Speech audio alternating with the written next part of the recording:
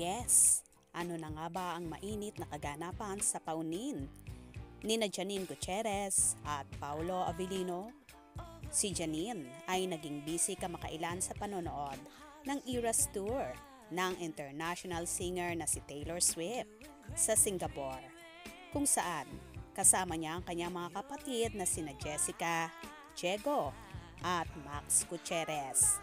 So happy naman ang dalaga at tila hindi alintana ang naging breakup sa nobyong si Paolo Avellino.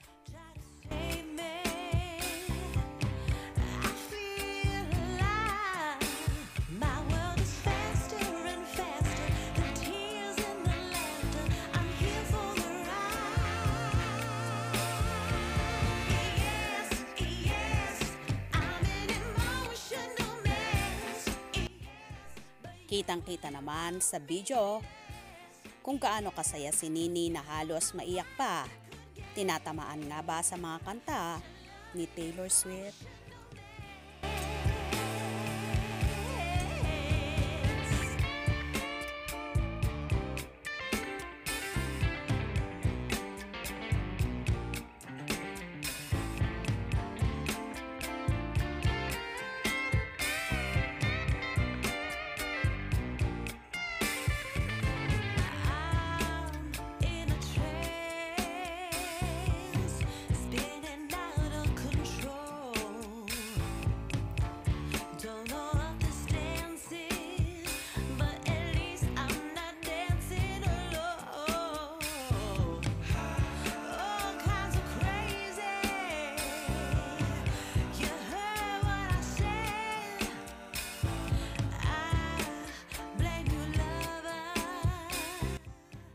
Samantala, si Paolo Avellino naman ay busy rin sa taping ng kanyang hit K-drama at Pinoy version ang What's Wrong with Secretary Kim, kung saan kasama niya rin ang nalilink sa kanya na Leading Lady at itinuturong dahilan ng hiwalayan ng paunin.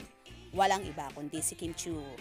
Nagbahagi naman si Kimi sa kanyang Instagram stories kung saan habang nagre-ready sila sa taping ng naturang serye ay napansin nila na magkapareho sila ng suot-suot na t-shirts ni Paolo. At biniro niya pa ang aktor na saan daw sila manonood ng concert ni Taylor Swift. Habang may caption naman si Chinita Princess na ganito: "Accidentally twinning with boss today. Ha ha ha ha. Gulat ako ah. I therefore conclude you're now a Swiftie. Hi, at Taylor Swift." Hey, Taylor Swift fan. Hello! Bakit mo ginagaya ng t-shirt? Ano yun? Bakit mo ginagaya? Saan? T-shirt ko. Iba kasi yung t-shirt ko. So, saan tayo manonood ng concert ni Taylor Swift? Summer after high school. Nag-usap nga ba ang Kim Pao at same sila ng t-shirt na suot na kulay lang ang pinagkaiba. Si Paolo ay kulay black na t-shirt while si Kim naman ay white na t-shirt ni Taylor Swift. Marami tuloy ang nagtaas ng kilay sa pagkakapareho ng suot ng Chupaw, lalo na ang mga Paunin supporters na patuloy na binabash si Kim.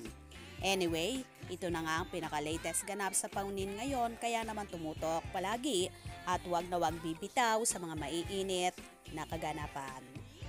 Mga ka-scoop, anong inyong magiging reaction sa bidyong ito? Comment below.